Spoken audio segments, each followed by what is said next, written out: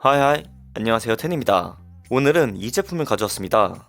원래는 구매할 생각이 없었는데 4만원대로 아주 저렴하게 구매할 기회가 생겨서 구매를 했었죠. 그런데 이미 다른 유튜버분들도 리뷰를 하셨고 또 여기 브랜드에서 하루에 몇 개씩 광고 관련 메일을 보내셔가지고 그냥 안 하려고 했는데 한 달 정도 사용을 해보니까 이 제품 롱텀 사용기로 알려드려도 괜찮을 것 같더라고요. IT도 패션이다. 구조독이라는 브랜드의 제품이고 저는 알리익스프레스에서 약 45,000원 정도에 구매를 했죠. 지금은 카드 할인 이벤트 같은 거 따로 안 하는 것 같아서 8만원 정도에 구매가 가능하네요. 그런데 사실 이것도 저렴하죠. 이게 45만원이니까요. 거의 뭐 10배죠. 제품의 색상은 흰색과 검은색이 있고 신기하게도 한글 자판 선택이 가능합니다. 사실 저는 영문 자판을 더 선호해서 이렇게 매직 키보드도 영문으로 쓰지만 알리 제품의 한글 키보드 이게 또 궁금해서 이거로 선택을 해봤죠. 이번에 알리가 한국에 본격적으로 진출을 하려고 하던데 이런 제품을 보면 또 그게 체감으로 느껴지네요. 그래서 오늘은 이 제품을 제가 약 한 달 정도 매직 키보드를 대신해서 사용을 해봤는데 그에 대한 후기를 말씀드리겠습니다. 이 제품의 단점을 먼저 말을 해볼까요? 일단 아무래도 가격이 가격이니만큼 소재감이 아쉽고 만듦새도 좀 부족합니다.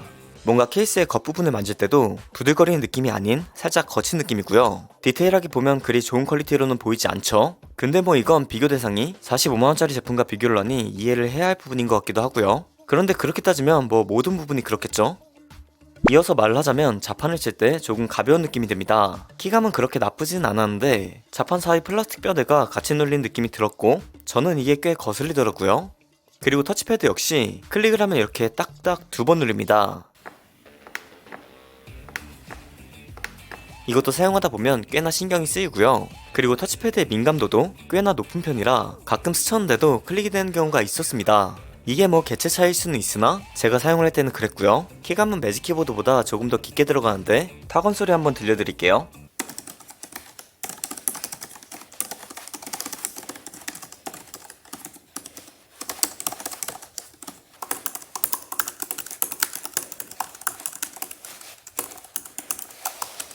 힌지 부분도 역시 단단하게 잡아주는 느낌은 아닙니다. 그래도 고정은 잘 되는 편인데 더 오래 사용을 하다 보면 뭔가 헐거워질 것 같은 느낌이 들었죠.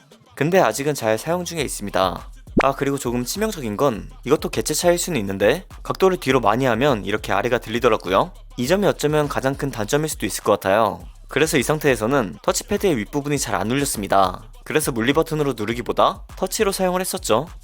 그리고 이 제품은 포코핀으로 연결이 되는 게 아닌 블루투스 연결을 통해 연결을 하는 제품인데요. 이건 사실 그렇게 불편하진 않아요. 한번 연결을 해두면 사용을 할 때마다 전원을 켜면 바로 연결이 되니까요.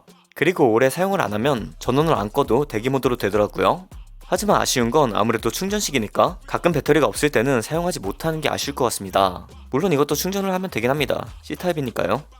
백라이트는 여러가지 색으로 사용이 가능하고 밝기 조절도 되는데요. 때문에 있는 것으로 일단 좋지만 아무래도 백라이트를 켜두고 사용을 하면 배터리 사용 시간이 확 떨어지기 때문에 저는 잘 켜고 사용을 하지는 않았죠. 그 다음 얘기를 할 건 매직 키보드보다 무게가 조금 더 무겁습니다. 실제로 부피도 조금 더 크고요. 제가 12.9인치 아이패드를 사용할 때는 매직 키보드까지 사용을 하면 거의 맥북 에어보다 체감상 더 무거웠거든요. 그만큼 정품도 매직 키보드는 무게에 대한 아쉬움이 있었습니다. 현재는 11인치를 쓰고 있어서 조금 나아지긴 했지만 여전히 케이스치고 무거운 건 사실이거든요. 뭐 키보드 무게까지 합한 거라고 생각을 하면 또 납득은 할 수 있는데 때문에 저는 키보드 활용을 잘 안 하시는 분들에게 매직 키보드를 절대 추천을 하지 않습니다.